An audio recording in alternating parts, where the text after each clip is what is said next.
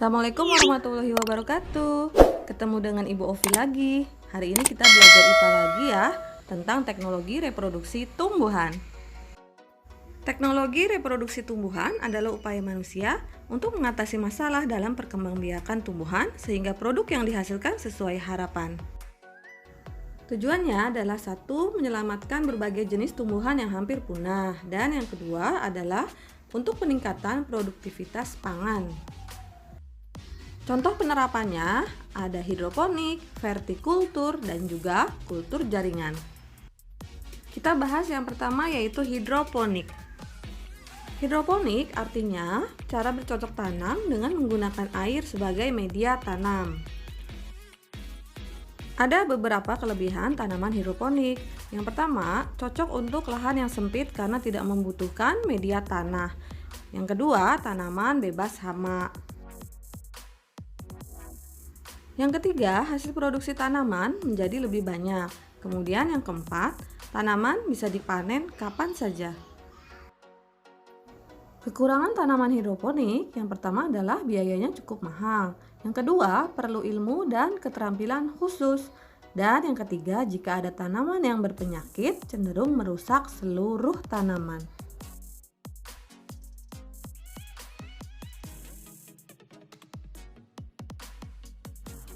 Beberapa tanaman yang ditanam secara hidroponik ada sawi, kangkung, paprika, tomat, selada, bayam, dan sebagainya.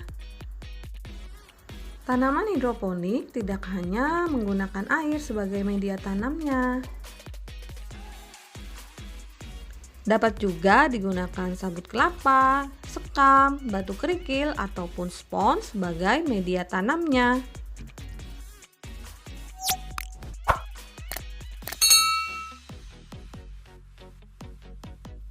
Teknologi reproduksi tumbuhan yang kedua adalah vertikultur, yaitu budidaya tanaman yang dilakukan secara tegak atau bertingkat.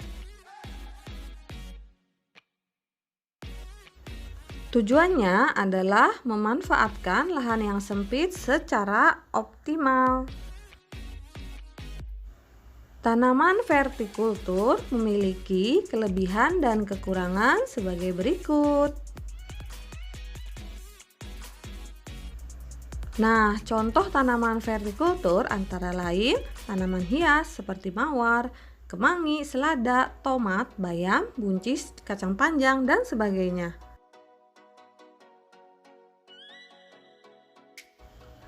Teknologi yang ketiga adalah kultur jaringan, yang tujuannya adalah menghasilkan tanaman serupa dengan induknya. Kelebihan kultur jaringan adalah hasil reproduksi jumlahnya banyak dalam waktu yang relatif cepat. Yang kedua, kualitas hasil produksi merupakan bibit unggul.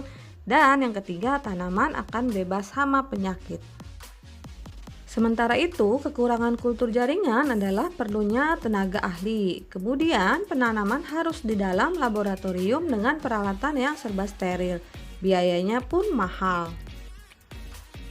Demikian penjelasan Ibu terhadap 3 teknologi reproduksi pada tumbuhan. Mudah-mudahan cukup jelas dan kalian mengerti ya. It's quiz time. Semangat anak-anak. Terima kasih ya sudah menyaksikan tayangan Ibu. Semoga bermanfaat untuk kita semua. Jangan lupa klik tombol like dan komen serta subscribe. Assalamualaikum.